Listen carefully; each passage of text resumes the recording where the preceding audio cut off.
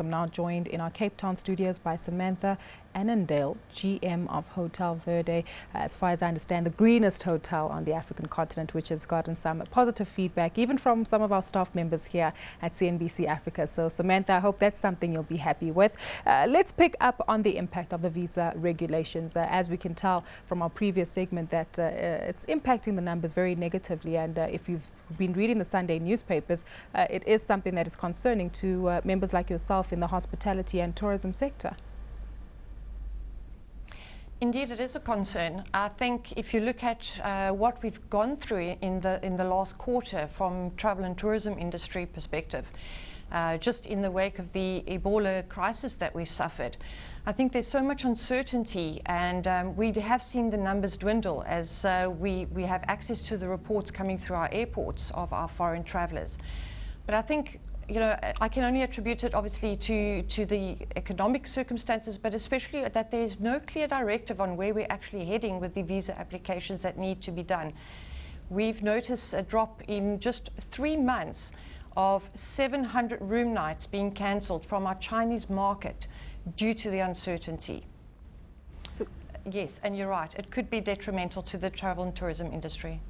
So China is obviously a very significant market which is seeing a decline, obviously, for our visitors coming into South Africa. Are there other visitors who are clearly abstaining from South Africa or finding it just too difficult to make it to our shores?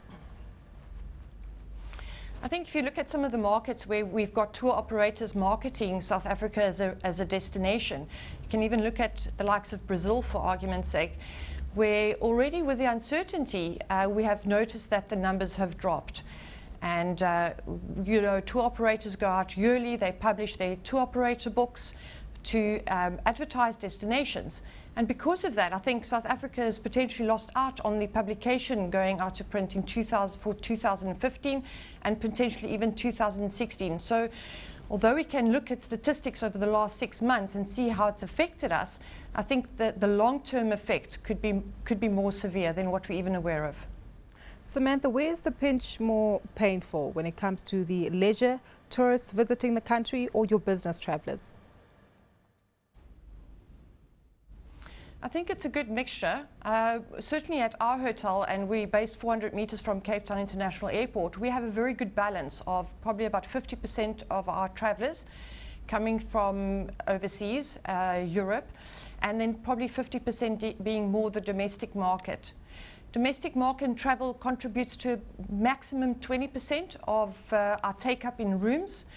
So it's obviously not too much to go on. So we pin our hopes definitely on our inbound tourism from our overseas destinations. 50% is quite a big percentage of your rooms over a year. So it is definitely a market to be concerned about. Are your colleagues in the industry sharing the same sentiments? I mean, those in the hotel space as well? And if so, what communication and feedback are you giving back to the government?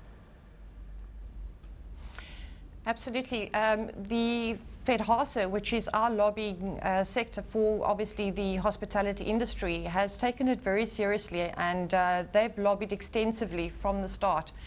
We know that it's been postponed till June, and we've been reassured in January by Minister Hanekom that it is being reviewed.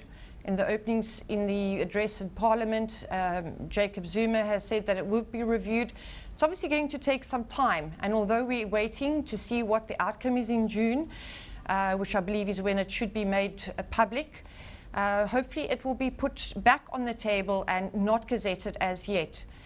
The thing that we need to make sure as a country is that we make sure that the message is put out clearly. I think there's a lot of uncertainty out in the markets, and the longer we drag this on, although there is a good reason for it, it is certainly being investigated, and from the Home Affairs Minister, he's doing his utmost to make sure that he keeps all the parties in the loop, and he does consult. But the longer it takes and the lack of communication will once again see probably a more negative effect on the travel and tourism industry.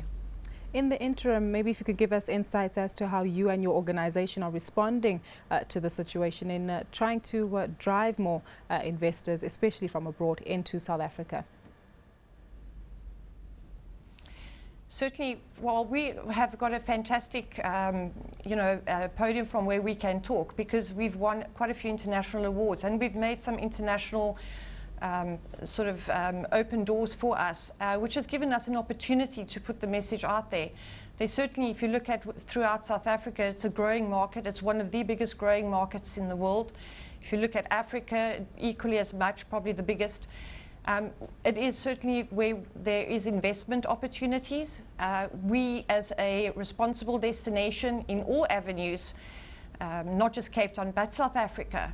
And the fact that even that we're spearheading this charter, if you want to call it, that and the visa applications, even though it's not gazetted, says that we're really the forerunners of responsible travel.